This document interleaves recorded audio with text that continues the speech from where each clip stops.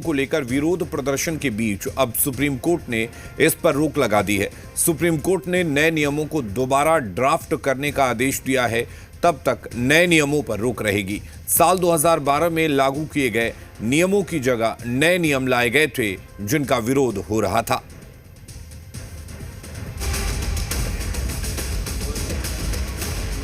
Supreme court ने UGC के नए नियमों पर रोक लगा दी है।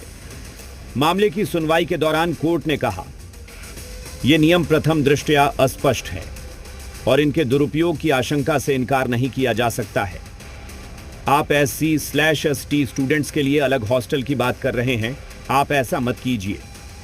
आरक्षित समुदायों में भी ऐसे लोग हैं जो समृद्ध हो गए हैं, उनके पास दूसरों की तुलना में बेहतर सुविधाएं हैं। सुप्रीम कोर्ट ने नए नियमों को दोबारा ड्राफ्ट करने का आदेश दिया है। यूजीसी की ओर से 13 जनवरी को नए नियम जारी किए गए थे, जिसे promotion of equity in higher education institution regulations 2026 नाम दिया गया है। मीडिया को सुनने के बाद, इंदिरा जयसिंह को सुनने के बाद और हमारे पक्षकारों को सुनने के बाद माननीय सुप्रीम कोर्ट ने आज यूजीसी रेगुलेशंस जो नए नियम लाए गए हैं उन पे पूर्णतः रोक लगा दी, उनको अभ्यास में रख दिया है और जो पूर्व के यूजीसी रेगुलेशंस 2012 थे उनको प्रभावी किया है, अपनी पावर्स अंडर आर्टिकल 142 को एक्सरसाइज करते हैं। नए नियमों पर लगातार विरोध जारी था। बीजेपी सांसद निशिकांत दुबे से सोशल मीडिया पोस्ट किया जिसमें उन्होंने लिखा, यूजीसी पर गाली देने वाले सभी ज्ञानी, पिछले 2 दिनों से संसद जा रहा हूं। किसी राजनीतिक दल के किसी सदस्य ने इस पर चर्चा तक करना मुनासिब नहीं समझा। उल्टा जिस सरकार ने प्रधानमंत्री मोदी के नेतृत्व में EWS को 10% आरक्षण देकर गरीब की सुध ली, उसी को गाली। मैं दोबारा आपसे करबद्ध निवेदन करता हूं कि मोदी जी पर भरोसा रखिए। संविधान की धारा 14 एवं 15 के तहत ही देश के कानून चलेंगे। नए नियमों पर सुप्रीम कोर्ट की रोक के बाद सियासी दलों ने कहा, वो सुन लीजिए। न्यायालय ने यूजीसी के गाइडलाइन पर स्टे लगा दिया।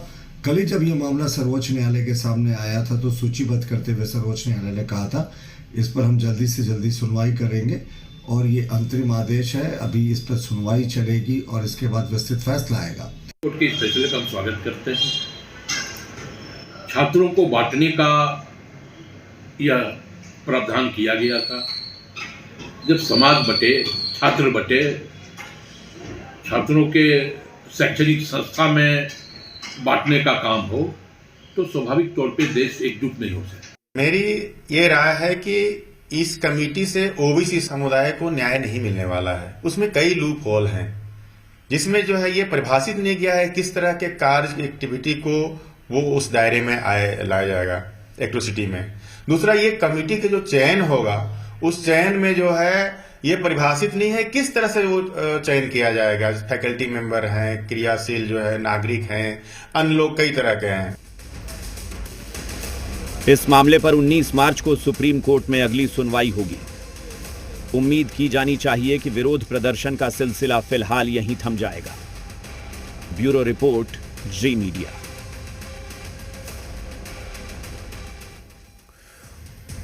और यूजीसी के नए नियमों पर सुप्रीम कोर्ट की रोक पर राजधानी